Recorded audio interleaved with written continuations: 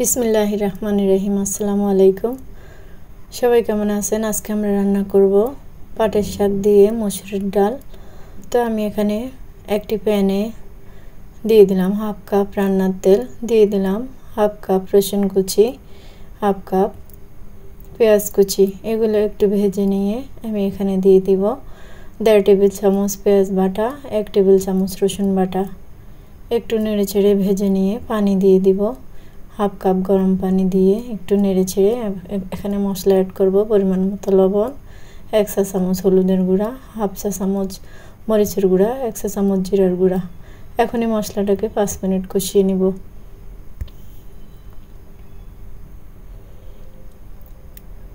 মশলাটা ভালোভাবে কষানো হয়ে গেলে আমি এখানে দিয়ে দেব একটি টমেটো কেটে।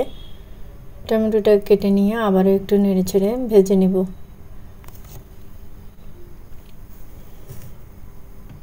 এখন এই মশলার ভিতরে আমি দিয়ে দিব ধুয়ে পরিষ্কার করে রাখা 1 কাপ মসুরের ডাল।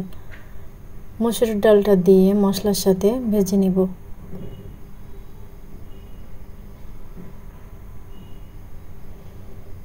এখন আমি ঢাকনা দিয়ে রান্না করব 2 মিনিট। 2 মিনিট পরে আমি ঢাকনাটা খুলে আবারও একটু নেড়ে ছেড়ে দিব।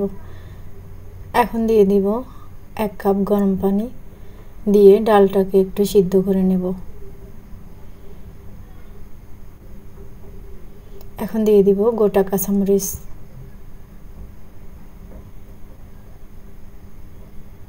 ডালটা যখন ভালোভাবে সিদ্ধ হয়ে যাবে তখন আমি এখানে দিব আগে থেকে ধুয়ে পরিষ্কার করে পানি ঝরিয়ে রাখা পাটের শাক। এই শাকটা বেশি সময় লাগে না সিদ্ধ হতে। আমি এটাকে দিয়ে একটু যখন কমে আসবে ঢাকনা দিয়ে তখন একটু নেড়ে ছেড়ে দিব। ডালের সাথে মিক্স করে নেব এখন আমি শাকটাকে। বেশি সিদ্ধ করা যাবে না, তাহলে শাকটা খেতে ভালো লাগবে না। আমি এখন আর কোনো ঢাকনা দিব না। এখন আবার এখানে 1 কাপ গরম পানি অ্যাড করব।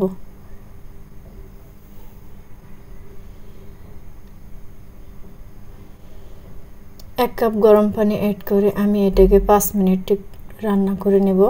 5 মিনিট রান্না করে নিয়ে আমি এখানে এটাকে বাগারের জন্য হাফ কাপ রান্নার তেল দিয়ে আমি এখানে দিয়ে দিব শুকনো মরিচ।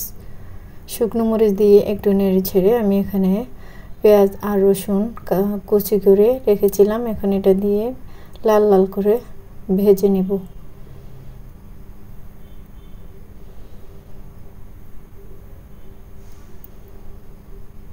ভেজে নিয়ে আমি এটাকে উঠিয়ে রাখব। উঠিয়ে রেখে ডালটা আবারও আমি একটু নেড়ে ছেড়ে দিয়ে এখন এই মশলাগুলো দিয়ে দিব,